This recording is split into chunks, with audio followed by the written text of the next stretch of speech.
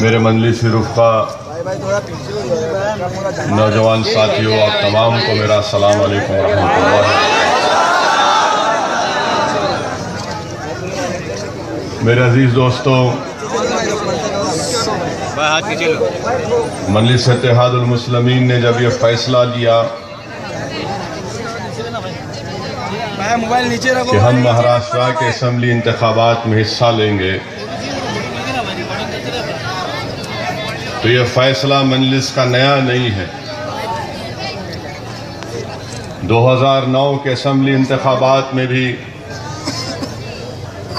मराठवाड़ा के इलाके में मजलिस इत्तेहादुल मुस्लिमीन ने असम्बली के इंतखाबात में हिस्सा लिया,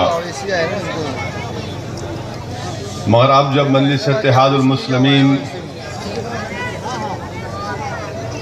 मराठवाड़ा के साथ साथ वो वहाँ से भी ले लिया क्या? मुंबई में और गोवंडी में और मुंब्रा में इंतखाबात में हिस्सा ले रही है, तो बहुत से सियासी जमातों को, जिसमें कांग्रेस है, राष्ट्रवादी कांग्रेस है, समाजवादी पार्टी है, बीजेपी है, शिवसेना है, इन तमाम को अचानक पेट में दर्द शुरू हो गया।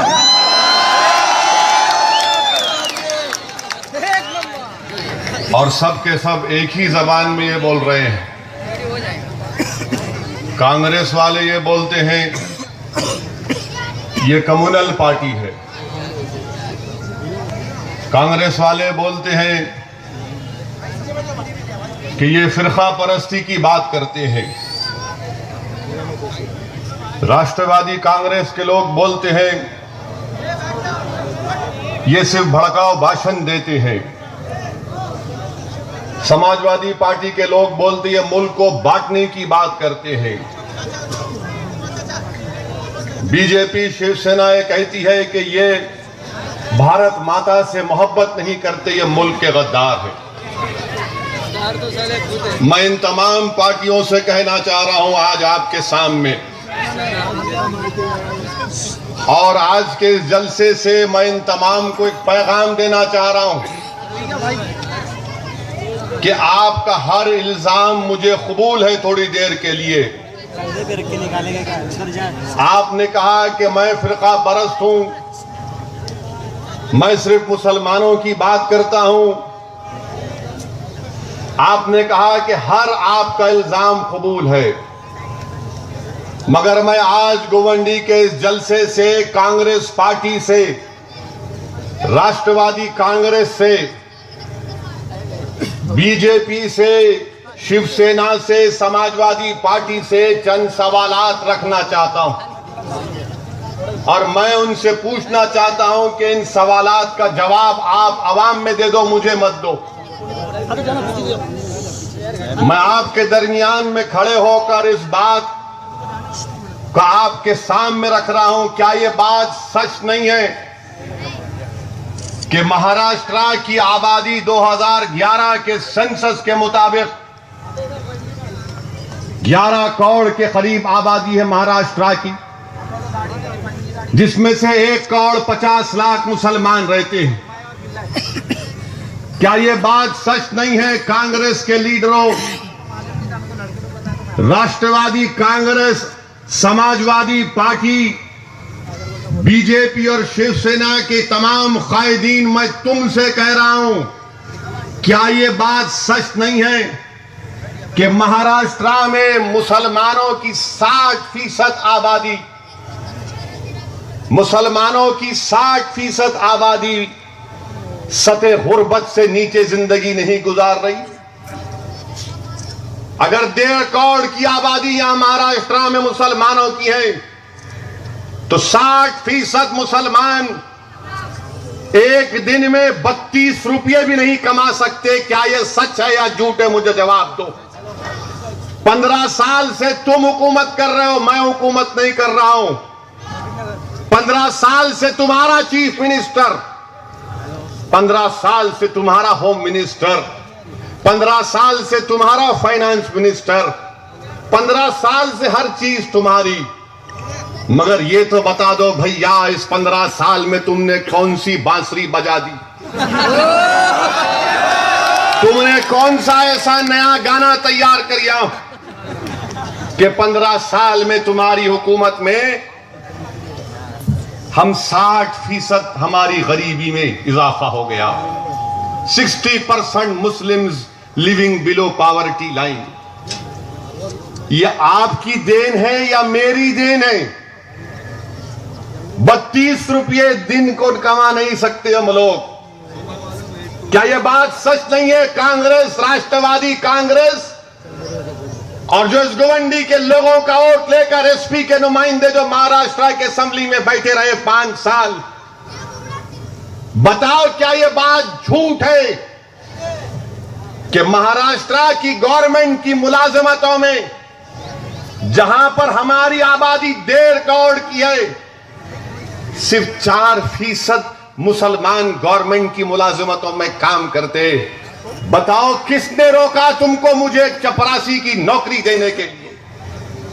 तुम क्लास 4 की नौकरी मुझे दे सकते थे। मेरी आबादी 13% और नौकरियों में मेरा तनासुब 4%, और फिर तुम मुझको उंगली उठाकर बोलते कि मैं कम्युनल हूं, मैं भड़काऊ भाषण बात करता हूं, मैं मुल्क से मोहब्बत नहीं करता हूं। बताओ मुल्क से मोहब्बत तुम करते हो या मैं करता हूं? फिरका परस्ती का मुजाहरा तुम करते या मैं करता हूं? 15 साल की तुम्हारा राज, 5 साल तुम महाराष्ट्र के असेंबली में एमएलए बन के बैठे रहे। ये सवाल का जवाब दो। क्या यह बात सच नहीं है कि महाराष्ट्र में कितने मुस्लिम आईएएस आईपीएस ऑफिसर हैं?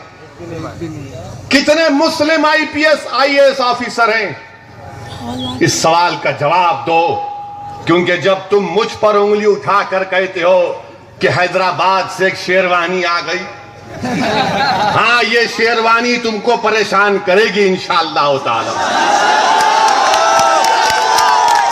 अब 15 साल तुमको कोई मुकाबले में नजर नहीं आया। 15 साल जितने उठे तुमने उनको सबको खरीद लिया। 15 साल में जितने उठे तुमने उनको डराया या पैसों से खरीद लिया। मगर आज 15 साल के बाद एक मर्द तुम्हारे सामने खड़े होकर सवाल करता है, अब तुमको जवाब देना पड़ेगा। कांग्रेस, राष्ट्रवादी कांग्रेस, सपा वाले एयर कंडीशन कमरों में बैठ बैठ कर इनका खून भी ठंडा हो चुका है। इनमें हरारत बाकी नहीं रही, हिलने का नाम नहीं लेते। ये समझ रहे कि 15 साल राज किए तो दोबारा 5 साल राज करेंगे। तुम्हें इख्तिदार मिलेगा या नहीं मिलेगा उसका फैसला महाराष्ट्र की आवाम करेगी। मगर एक बात याद रख लो, अब से तुम रातों में चैन की नींद नहीं सो सकते। तुमको तुम्हारे कानों में हमारी आवाज गूंजेगी, हमारे सवालात गूंजेंगे।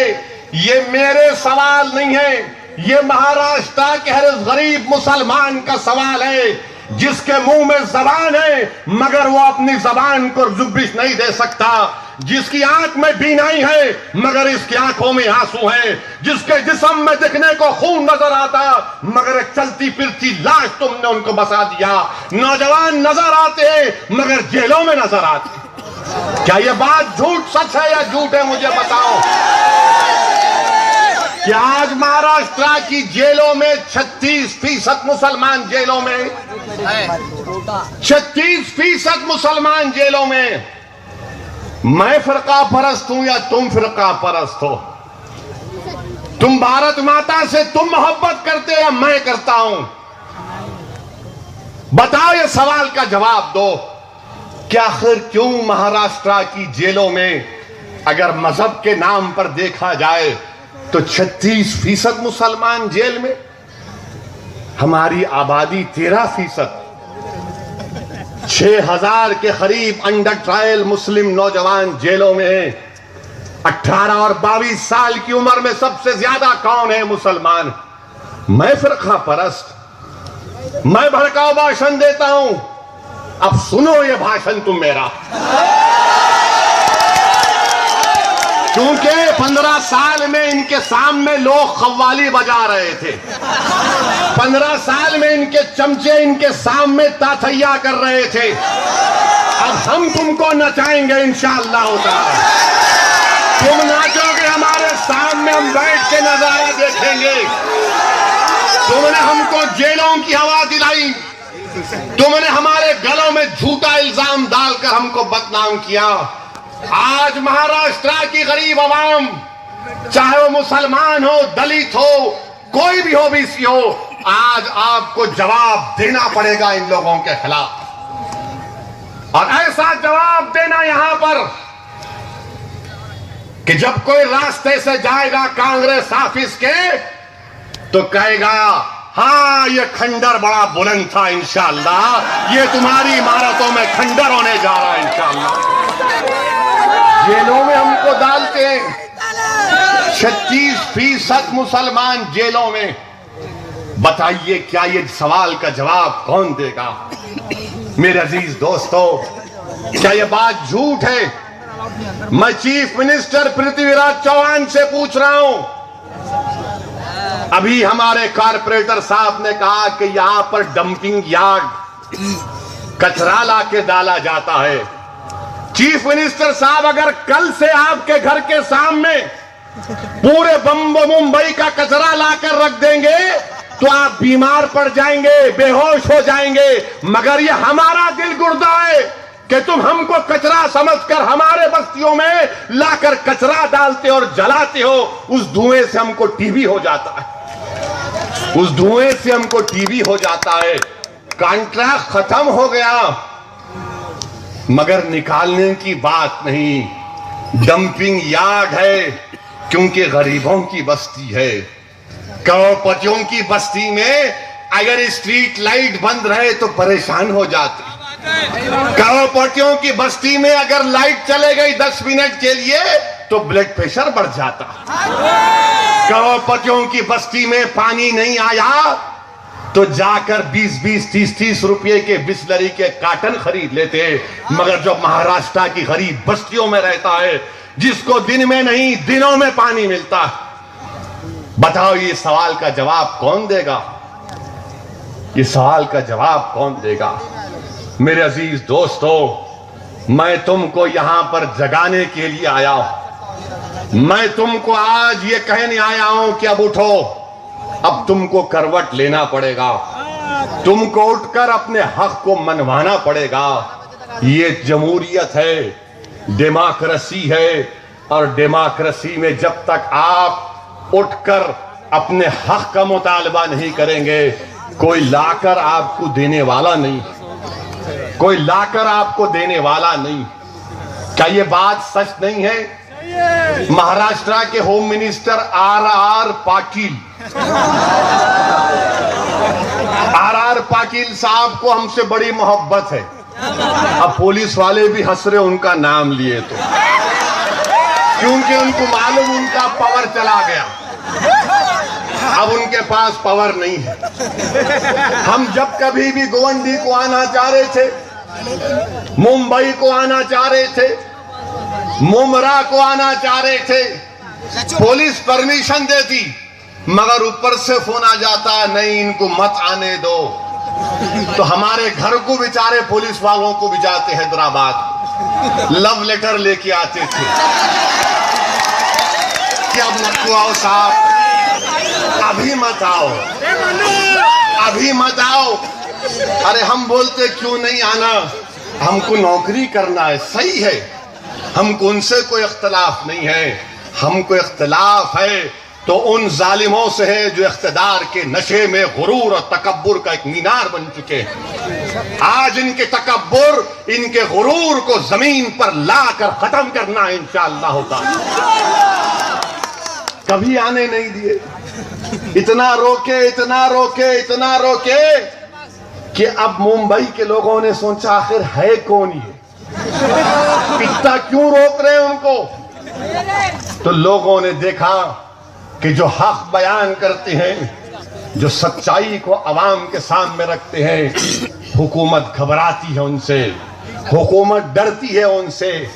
आज आप देखिए कि गरीबी की बात जब होती है, पूरे महाराष्ट्र में 33 लाख मुसलमानों के घर हैं और उस 33 लाख घरों में से 6.5 लाख घरों में राशन कार्ड नहीं है। कहां गया राशन कार्ड? फिर कौन राशन खा रहा है? किसके घर में चावल की बोरी जा रही, किसके घर में केरोसिन जाना, कहां जा रहा ये?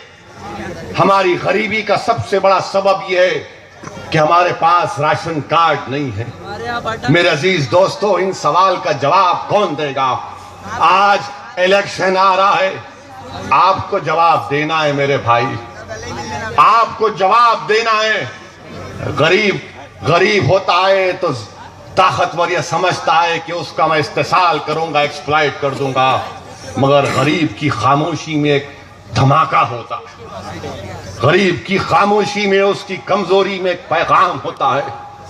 आज आपको जब इलेक्शन की वोटिंग का दिन आएगा, आपको इन सवालात को सामने रखकर जवाब देना पड़ेगा कि बताओ इसका जिम्मेदार कौन है, इसका जिम्मेदार कौन है? क्या आज मैं तुम नौजवानों से पूछना चाहता हूं, क्या यह बात सच नहीं है कि मुस्लिम नौजवानों में अनएम्प्लॉयमेंट इतना ज्यादा है कि दूसरे मजहबी तबकों से डबल हमारे पास अनएम्प्लॉयमेंट है, बेरोजगारी है? इसका जवाब कौन देगा? इसका जवाब कौन देगा? कांग्रेस वालों, इसका जवाब कौन देगा कि क्यों मेरे नौजवान के पास नौकरियां नहीं है? तुम उनको नौकरियां नहीं देते, बैंक उनको लोन नहीं देता, घर बनाने के लिए बैंक नहीं देता, और पूरे मुस्लिम इलाके को नेगेटिव जोन डालकर रख देते। कितने मुसलमानों को लोन मिला तुम्हारे 15 साल में? रखो आवाम के सामने, बताओ ये इन लोगों को लोन मिला? लोन भी नहीं मिलता हमको।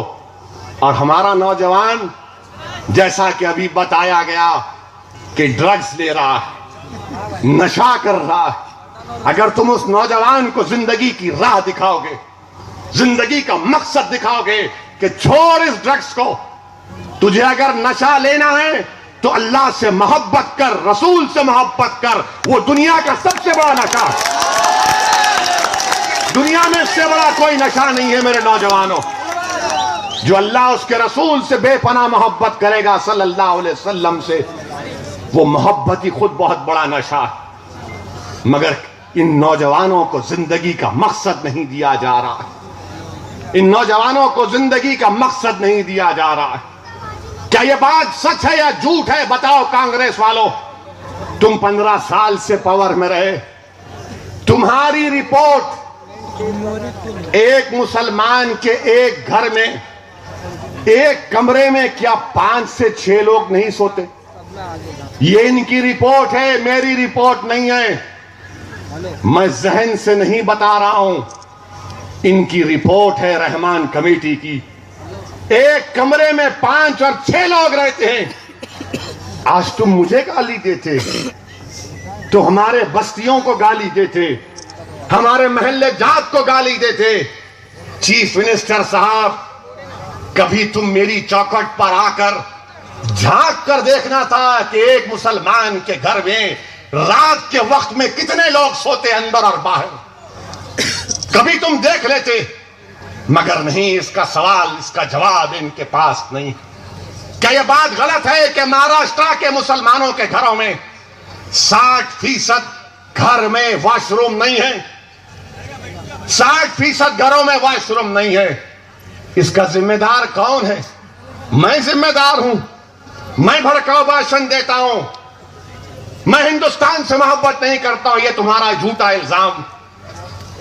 मेरे अजीज दोस्तों, ये सवालात हैं जिस पर आपको जवाब देना है। क्या आप जवाब देंगे, नहीं देंगे? कैसे देंगे जवाब आप? याद रखो, जज्बात में आकर नारे तकबीर बोलने से काम नहीं बनता। हम कोई सोडा फैक्ट्री में काम नहीं करते, हम कोई थम्स अप नहीं है कि हिलाए तो निकल गए। अपने जज्बात को रोक के रखो, और जब पोलिंग करने जाओगे तो अपना एक एक वोट का इस्तेमाल करो। लाखों की तादाद में अपने घरों से निकलो और जमहूरी अंदाज में अपने वोट का इस्तेमाल करके बताओ इन लोगों को जिन्होंने हमको हमारा हक नहीं दिया, जिन्होंने हमको हमारा हक नहीं दिया। मैं पूछना चाहता हूं साबिका होम मिनिस्टर से, सॉरी अब इनकी कैबिनेट रिजाइन कर चुकी है, साबिका होम मिनिस्टर साहब, मालेगांव का बम ब्लास्ट किसने किया भाई? क्या मुसलमानों ने किया जो एटीएस बोलती, या कर्नल पुरोहित और प्रज्ञा ठाकुर ने किया? ये कौन सा मानवाली कर लिया आप? कौन जिम्मेदार है? हम करें या वो करे? किसने किया? 10 साल दिल्ली में आपकी हुकूमत, 15 साल से आपकी एटीएस। कौन बताएगा कि वो बच्चे किए नहीं किए? बरसों जेल में रहे, बरसों जेल में रहे, उनकी जिंदगियां तबाह हो गई। मोहल्ले में लोग उनसे हाथ मिलाना तो दूर की बात, नजर मिलाने कतराते। तुमने जिंदगी भर उनके पेशानियों पर लिख दिया कि ये टेररिस्ट है, जबकि सारी दुनिया जानती कि हमने नहीं किया, मगर आपकी हुकूमत है। हम ये पूछना चाहते हैं, बताओ, इस सवाल का जवाब दो कि पूना की जो बेकरी में ब्लास्ट हुआ, हिमायत बेग को सजा दी गई। आज नया एविडेंस सामने आया, और एविडेंस क्या कहता है? आप थोड़ी देर के लिए सोचिए कि एक नौजवान पूना से मोटरसाइकिल पर बैठता है और बैठकर औरंगाबाद 3 घंटे में आ जाता। कौन सी मोटरसाइकिल है भाई? वो मोटरसाइकिल का नाम क्या मोडी बाइक है क्या? बैठे कि 3 घंटे में वैसा बैठा उन्हें पूना में औरंगाबाद में निकल गया 3 घंटे में। मैं पुलिस वालों से जो वो इन्वेस्टिगेशन कर रहे, मेरे को भी एक मोटरसाइकिल दिला दो ऐसा, मैं भी खरीदना चाहता हूं वो मोटरसाइकिल को। 3 घंटे में पूना से औरंगाबाद हिमायत बेग पहुंच गया। रास्ते में जितने टोल है सबके ऊपर वीडियो कैमरा, एक भी वीडियो कैमरे में उसकी फोटो नहीं है। क्या हिमायत बेग जिन है? बोल के निकल गया ऐसा उन्हें। आपका कैमरा भी कैच नहीं करा। कौन जिम्मेदार है इसका? चीफ मिनिस्टर साहब। क्या महाराष्ट्र के असेंबली में किसने पूछा इस बच्चे के बारे में? क्या महाराष्ट्र के असेंबली में और महाराष्ट्र की ऐवान में यह सवालात की गूंज उठी? नहीं उठी, अब उठेगी इंशाअल्लाह ताला। अब उठेगी, आवाज गूंजेगी, मजलूमों के हक का मुतालबा करेगी मजलिस महाराष्ट्र के असेंबली के ऐवानों में इंशाअल्लाह ताला। इसका जवाब इनके पास नहीं है। मेरे अजीज दोस्तों, ये बातें आपके सामने रख रहा हूं।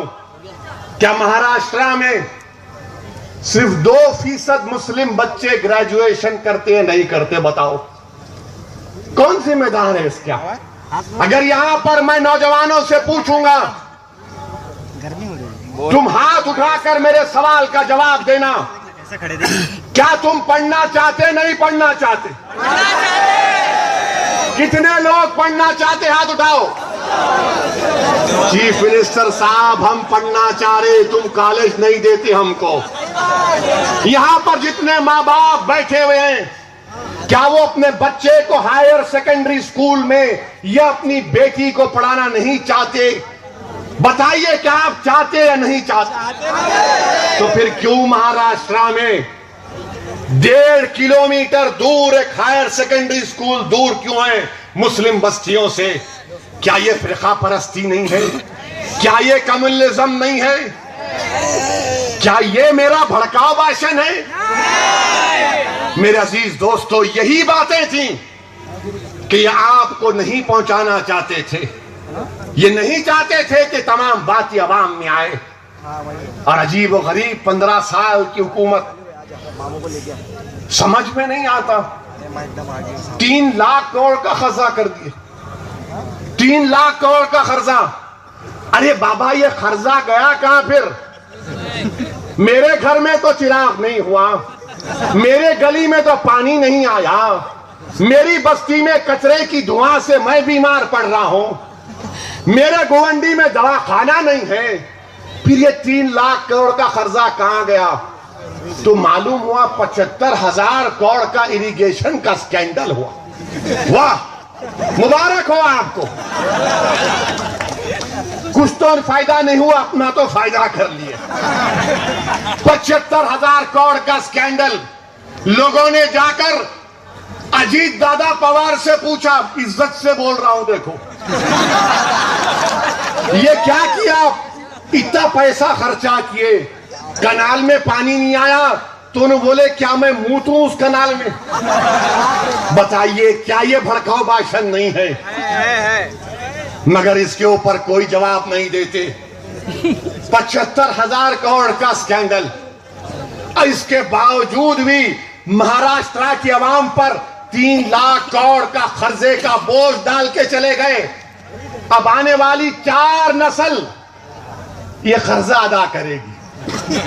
आप आराम से अपने बंगले में बैठेंगे जाके, सिक्योरिटी आपके अतराफ में होंगी, मगर गरीब पिसेगा, गरीब मेहनत करेगा, मरेगा, जिंदा होगा, मरेगा, जिंदा होगा, आपके ये गलत पॉलिसियों की वजह से। मेरे अजीज दोस्तों, महाराष्ट्र में आज आपको एक इनकलाब बर्पा करना है, एक इनकलाब बर्पा करना है। आपको अपनी जमात को मजबूत करना है। लोग बोलते कि नहीं, मजलिस आएगी तो फिरका परस्ती में इजाफा होगा। मैं आपसे पूछना चाह रहा हूं, 1909 से 2009 तक क्या मुंबई में 1900 लोगों की मौत हुई नहीं हुई कम्युनल राइट्स की वजह से? क्या मजलिस की वजह से हुई? क्या मजलिस की वजह से हुई? किसने किया फिर ये? आपकी हुकूमत। और फिर जो लोग हमको फिरका परस्त बोलते, मुझे जरा ये तो बता दो चीफ मिनिस्टर साहब, समाजवादी पार्टी के लोगों, ये नौजवान आज यहां पर बैठे हुए 18, 19 साल, 20 साल के नौजवानों, मैं तुम्हारे हाफिजे के लिए, तुम्हारी मेमोरी के लिए, तुम्हारे बुजुर्गों के कत्ल को याद दिलाता हूं कि यही मुंबई की सरजमीन पर शहादत बाबरी मस्जिद के बाद फसाद हुआ। श्री कृष्णा कमेटी बनाई गई। श्री कृष्णा कमेटी बनाने के बाद रिपोर्ट दी गई। जब रिपोर्ट ऐवान में रखी गई तो आज कांग्रेस के एक बहुत बड़े लीडर हैं जनाब नारायण राणे साहब, संजय निरुपम साहब ने खड़े होकर कहा था, अगर श्री कृष्णा कमीशन के सिफारिशात पर अमल होगा तो बंबई हिल जाएगा। आज वो कांग्रेस में आ गए। क्या कांग्रेस पार्टी सेकुलरिज्म का नोटरी ऑफिस है क्या? आप कहीं आ गए तो आप स्टैम्प मारे तो सेकुलर, नहीं मारे तो कम्युनल। सबके सब सेकुलर हो गए और मैं कम्युनल हो गया। क्यों कम्युनल हुआ? क्योंकि मैं इनके इशारों पर नाचने वाला नहीं, इनकी आंख में डालकर बोलने वाला हूं, इनसे सवाल करने वाला हूं, इनसे अपना हक का मुतालबा करने वाला हूं। इनको ये पसंद नहीं आते। इनको कौन चाहिए? इनको भीख मांगने वाले चाहिए, इनको पैर पकड़ने वाले चाहिए, इनको सर सर बोलने वाले चाहिए, इनको इनके सामने नाचने वाले चाहिए। मजलिस तुमसे कहती ये हिंदुस्तान जिसको हम तमाम ने अपने खून से आजाद किया। यह हिंदुस्तान किसी के बाप की जागीर नहीं है, यह हिंदुस्तान सबका है, यह हिंदुस्तान सबका है। आपने, हमने, हिंदुओं ने, मुसलमानों ने, दलितों ने, सब ने अपना खून बहाया, अंग्रेजों से आजादी दिलाई। किसी तो किसी शायर ने कहा था, इसमें सबका खून शामिल है, ये किसी के बाप का मुल्क नहीं है। बंबई भी किसी के बाप का नहीं है। यहां पर हर कोई आ सकता है, हिंदुस्तान का टूट हिस्सा है। और हम तो, हिंदुस्तान तो हमारा है। आप बोलेंगे कैसा है? यहां पर हमारे उलमा मौजूद होंगे, मेरी इस बात से मुत्तफिक होंगे कि हमको क्या सिखाया गया, क्या पढ़ाया गया कि जब हजरत आदम दुनिया को आए तो हिंदुस्तान को आए। तो ये मेरे बाप का मुल्क हुआ, नहीं हुआ। मेरे बाप आदम का, आदम अलैहिस्सलाम का मुल्क है। इन्हों बोलते नहीं हम किराएदार, नहीं हम किराएदार नहीं है भाई, हमारे बाप का है ये।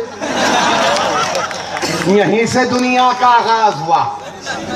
हम नहीं आते तो दुनिया भी नहीं आती वजूद में, और हम जब तक जिंदा है दुनिया आबाद, हम नहीं तो दुनिया नहीं। याद रखो मेरे अजीज दोस्तों, ये बातें हैं जिनको सुनने से इनके कानों में बिजली गिर जाती, इनको रातों में नींद नहीं आती, इनको परेशानी हो जाती है, इनका पेट खराब हो जाता है। और हम ये बातें करते रहेंगे। हमको इख्तिदार की चौखटों पर बैठने से मतलब नहीं है। मुझे कोई मिनिस्ट्री का इंशाअल्लाह शौक था न रहेगा, और इंशाअल्लाह ताला जब तक अल्लाह इस जिस्म में हयात को बाकी रखेगा, मैं एक सिपाही की तरह तुम्हारे लिए लड़ता रहूंगा और इसी तरह इस दुनिया से चला जाऊंगा। मुझे याद रखो नौजवानों, मुझे तुम्हारा जनरल बनने का शौक नहीं है, मुझे तुम्हारा लीडर बनने का शौक नहीं है। मैं तुम्हारे साथ खंधे से खंधा मिलाकर ठहरना चाहता हूं। मैं तुम्हारे साथ ठहर कर तुम्हारी आंख से जो नाइंसाफी जो तुमसे की जा रही है, उसके बहते हुए आंसुओं को समझना चाहता हूं। अगर दुनिया तुम्हारा साथ दे या ना दे, कम से कम मजलिस तुम्हारा हाथ तो पकड़ेगी, कम से कम मजलिस तुम्हारी आंखों से बहते हुए आंसू को तो पहुंचेगी, मजलिस कम से कम लड़ेगी जालिमों से। मेरे अजीज दोस्तों, मैं तुम्हारे दरमियान में ठहरना चाहता हूं। मैं तुम्हारे आगे नहीं, मैं तुम्हारे साथ चलना चाहता हूं। मैं तुमको आगे देखना चाहता हूं। मैं हमारे घरों में चिराग देखना चाहता हूं। आज हमारे मुल्क को फख्र है कि हमने मार्स के ऊपर सैटेलाइट भिजाया। बड़ी एजाज का बात है हिंदुस्तान के लिए। मैं इसरो के तमाम साइंटिस्ट को सलाम करता हूं। मैं इसरो के तमाम साइंटिस्ट को सलाम करता हूं। ये हम हिंदुस्तानियों के लिए फख्र और एजाज की बात है। मगर वहीं पर अजीज दोस्तों, एक दिलचस्प वाकया आपके सामने रखना चाहता हूं। जब वो मार्स पर न्यूज आई तो उत्तर प्रदेश से एक नौजवान ने मुझे फोन किया।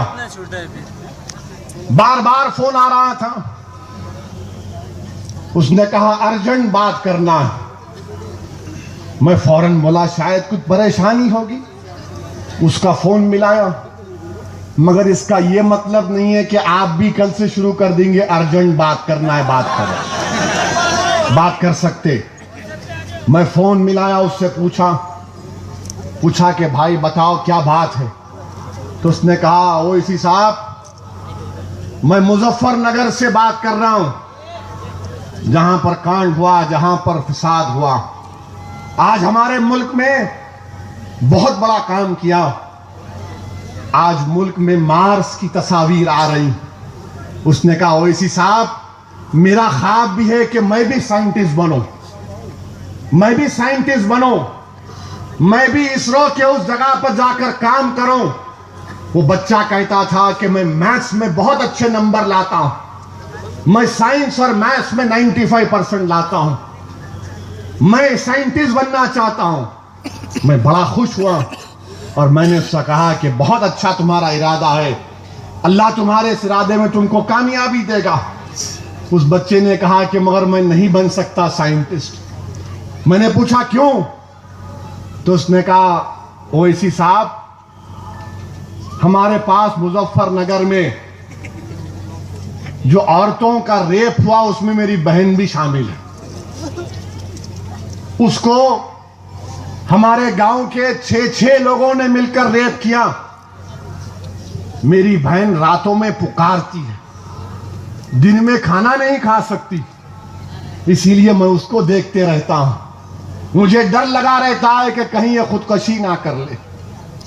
देखो समाजवादी पार्टी के लोगों, तुम इस बच्चे के ख्वाब को चकनाचूर कर दिए, जिसमें काबिलियत जरूर है। अगर उसको मौका मिलेगा तो हिंदुस्तान का सबसे बड़ा साइंटिस्ट बनेगा। जो हिंदुस्तान एक आज 10-10 सैटेलाइट दाग सकता है। अगर काश हुकूमत करने वाले इन मुसलमानों के चेहरों को देखकर पहचानते उनको कि काबिलियत के एतबार से हम कम नहीं है, हम काबिलियत के एतबार से कम नहीं है। अगर मेरे पेट में खाना नहीं है, मेरे जिस्म पर कपड़ा नहीं है, मगर दिमाग तो अल्लाह ने मुझे इतना दिया सुभान अल्लाह, कि अगर तुम मुझे मौका दोगे तो मैं इस मुल्क को सुपर पावर बना सकता हूं। मगर तुम्हारे जुल्म की वजह से, तुम्हारे जुल्म की वजह से हमारे ख्वाब चकनाचूर हो रहे। बताओ उस बच्चे पर क्या बीतती होगी।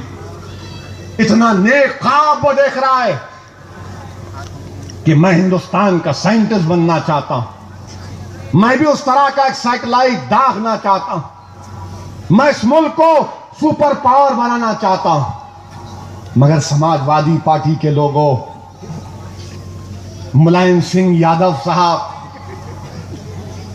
जो बड़े फखरिया अंदाज में कहते हैं कि मैं मौलाना मुलायम हूं।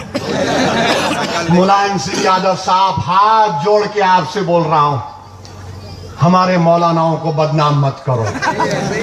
हमारे मौलाना बड़े गैरतमंद होते हैं।